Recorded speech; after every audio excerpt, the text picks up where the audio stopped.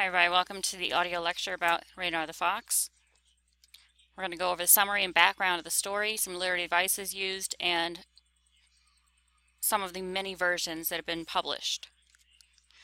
Alright, we've got the five main characters, Reynard, Noble, Isengrim, Bruin, and Tybert. You have read about them, so you know who they are and what happens. This is just a little bit of a summary of who each character is. If you need to go over this for a minute, hit the pause button. We also have five minor characters that don't appear in every version.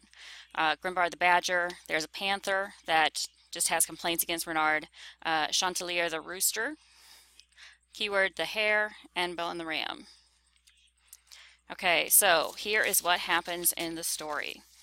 The king sentences Reynard to death, and while Reynard is on the gallows, he confesses to his crimes and says that he is the worst kind of criminal because he didn't steal or do any of his crimes for want or need of anything. He just did them because he wanted to. He also mentions that he has a treasure hidden away somewhere, and this piques the king's interest. So the king asks Reynard where the treasure is, and he tricks the king in saying that, oh yeah, I'll show you where the fortune is, and I'll take you straight to it. And by the way, I stole it to save your life because two of your right-hand men, Bruin the Bear, Isengrim the Wolf, were planning on using that treasure to overthrow you. So he releases Reynard, makes him a favorite at court, and the king arrested Bruin and Isengrim for high treason. So a little bit of time passes. Reynard is a favorite in the king's court. The king keeps near and keeps asking him, where's the treasure? When are you going to take me to this treasure? And Reynard says, well, I'll take you as soon as I can, but right now I've got to make this emergency trip to Rome. I have to visit the Pope so he can remove a curse that somebody put on me. And the king eats it hook, line, and sinker, and gives him the bear skin and the wolf's shoes for the trip. He'll be warm, he'll be safe no matter what he overcomes in the process. He also sends Keyward and Bellin to go with him, so the hare and the ram. Now, on the trip, Reynard convinces the two that he needs to stop at home, check on his wife, make sure she's okay, and hey, it's just on the way, so we'll stop there for the night. And we'll rest, then we'll leave in the morning and go straight to Rome. And everyone agrees. But while they're at Reynard's place, he tricks the hare and ends up eating all of him except for his head. And puts his head in a package and gives it to the ram and says, take this to the king. It's a very important message. So all the way there, Bellin is just ecstatic, thinking that the king is going to love him for sending him this special letter. Now, what happens after that? The ram gets into a lot of trouble. The king gives him and everybody in his family, including future generations, to the wolf and the bear to make up for the king's misjudgment of them. There are lots of complaints against the fox still, and so much so the king decided he's going to lay siege to Reynard's castle and not give up until Reynard is captured. There's going to be no mercy for the fox this time. And when he hears this, Grimbard the Badger, who is at court, rushed to Reynard's place, warned him about the plot, and said, you got to do something. The king is going to kill you. And Reynard decides to go to court and confront the king directly. Now, on the way there, he tells the Badger the same thing that he tells the king when he arrives in court.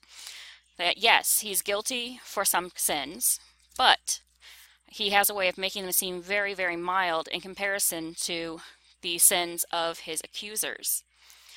So he convinces not only the Badger, but the king and the court that he's not that bad of a guy. He did some bad things, but only because he had to, because of these horrible monsters that were after him. Just about everybody in the court is scared to death to stand up to the fox because they believe that the king's going to be taken in by him again. So the only two that stand up against him are the bear and the wolf. And before long, the bear bows out, and it's just the wolf and Reynard.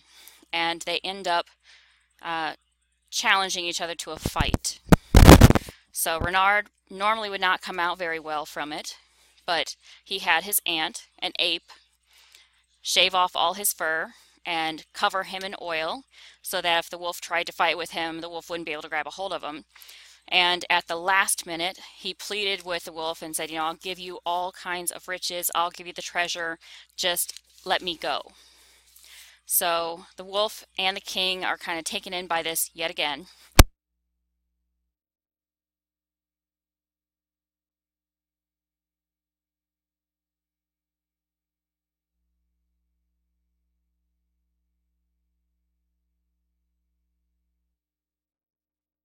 Feast because of this.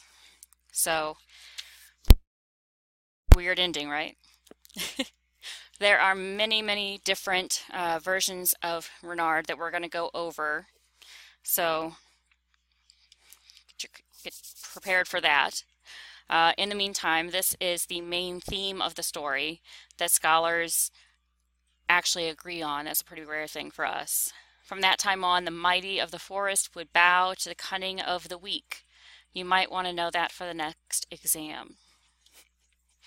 Okay, so some history on the story itself.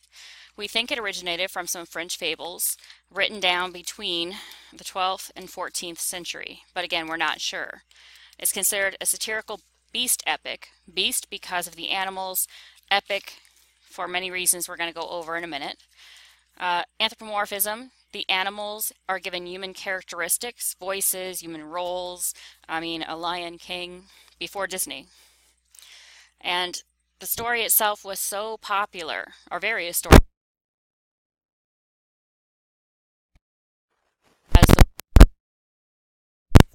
Now, in the various iterations of this story, Reynard ranges from a light-hearted trickster who gets into trouble from now and then to this all-powerful evildoer.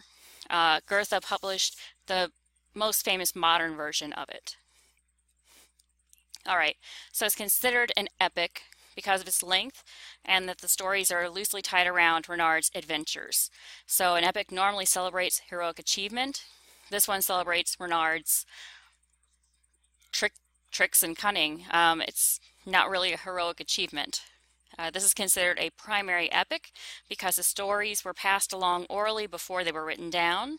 So in that vein, it's like the Iliad. And the writers love using these oratory phrases. It's just this big, epic speech written not only for the meaning of the words, but for the sound they make when they are spoken aloud. And there are several of these throughout the story. Just about any time Reynard tries to talk his way out of trouble, you've got an epidictic oratory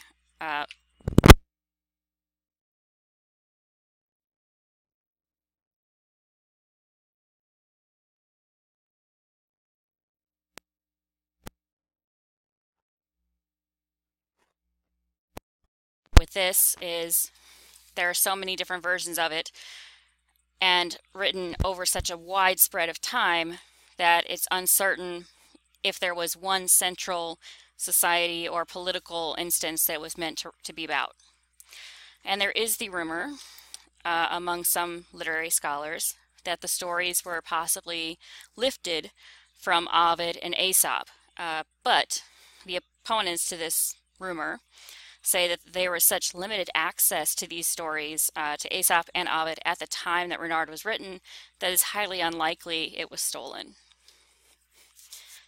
Okay, so in the earliest parts of Reynard written, they focused on his relationship with Isengrim the wolf. He seems to be one of the main characters that sticks through no matter what. And the most important version of Reynard was written by Willem of Herstelo in 1270. It was written in Middle Dutch, and it was the first time that Reynard was exposed as praised for it. So here are some of the languages that Reynard was published in, and it came out in the Middle Ages, so it didn't come out published in modern day versions of these languages, with the exception of Latin, which just Middle Dutch and Middle English, which is English. of Reynard's story in Chaucer's Canterbury Tales.